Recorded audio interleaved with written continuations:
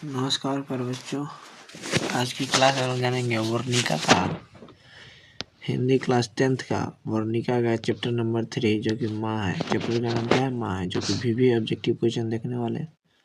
हमारे इस चैनल पर नए हैं, चैनल को सब्सक्राइब कीजिए और लाइक कीजिए और क्लास को अधिक से अधिक शेयर कीजिए। चलिए पहला प्रश्न देखते हैं। पहला प्रश्न है, मंगू किस कहानी की पात्र है? मंगू किस कहानी की पात्र है? तो माँ। ठीक है, चलिए अगला प्रश्न है 2 नंबर, माँ कहानी का कहानीकार कौन है? तो ईश्वर पेटलीकर।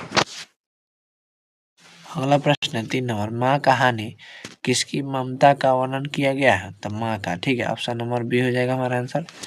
चलिए अगला प्रश्न है 4 नंबर, माँ कहानी का प्रमुख पात्र कौन है? तो मंगू। ठीक है, ऑप्शन नंबर डी हो जाएगा हमारा आंसर। चलिए ऑप्शन नंबर डी हो जाएगा। चलिए अगला प्रश्न है 5 नंबर, मंगू कैसी लड़की थी? तो पागल लड़की थी। ठीक है, ऑप्शन नंबर सी हो जाएगा। चलिए अगला प्रश्न है 6 नंबर, माँ किस भाषा में रचित कहानी है? तो गुजराती में। ठीक है, ऑप्शन नंबर सी हो जाएगा आंसर। चलिए अगला प्रश्न है 7 नंबर, ईश्वर पेटलीकर की रचना है खून की सगाई। ठीक है, ऑप्शन नंबर बी हो जाएगा हमारा आंसर। चलिए अगला प्रश्न है 8 नंबर, माँ कहानी किसके द्वारा लिखा गया है? ईश्वर पेटलीकर के द्वारा लिखा गया। ऑप्शन नंबर डी हो जाएगा हमारा आंसर। चलिए अगला प्रश्न है 9 नंबर, माँ कहानी में कौन पागल था? तो मंगू पागल थे। ठीक है, ऑप्शन नंबर बी हो जाएगा हमारा आंसर। चलिए अगला प्रश्न है 10 नंबर, किसके पागलपन में सुधार देख लोग मंगू की माँ को अस्पताल जाने की सलाह देते हैं? तो कुसुम को। ठीक है, ऑप्शन नंबर ए हो जाएगा हमारा आंसर। चलिए अगला प्रश्न है 11 नंबर, मंगू की उम्र कितनी थी?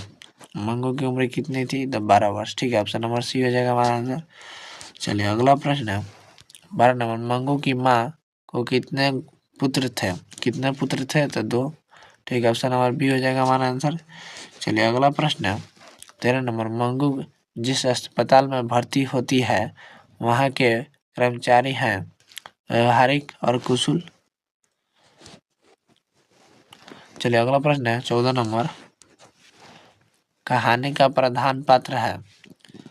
माँ हो जाएगा। ठीक है, ऑप्शन नंबर हमारा क्या हो जाएगा? सी हो जाएगा। ठीक है, चलिए अगला प्रश्न है 15 नंबर, इस तरह पागल पुत्री को तो एक माँ ही पाल सकती है, यह किसकी उक्ति है? तो समाज के लोगों के लिए। ठीक है, ऑप्शन नंबर सी हो जाएगा हमारा आंसर। चलिए अगला प्रश्न है 16 नंबर, मंगू को पागलपन का रोग कब से था?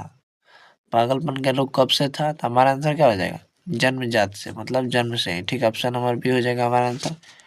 चलिए अगला प्रश्न है 17 नंबर, माँ जी में मंगू को अस्पताल में भर्ती कराने के बाद क्या परिवर्तन हुआ? तो हमारा आंसर क्या?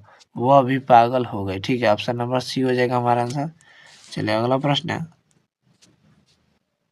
ये 2 बार प्रश्न आ गया है। ठीक है, तो इसका आंसर आप लोग कमेंट कीजिएगा। ठीक है, माँ जी में मंगू को अस्पताल में भर्ती करने के बाद क्या परिवर्तन हुआ? तो इसका आंसर आप लोग कमेंट कीजिएगा, आंसर कमेंट बॉक्स में। ठीक है, और हमारे इस चैनल पर नए हैं, चैनल को सब्सक्राइब कीजिए और लाइक कीजिए और क्लास को शेयर कीजिए। फिर मिलते हैं नेक्स्ट वीडियो में। जय हिंद।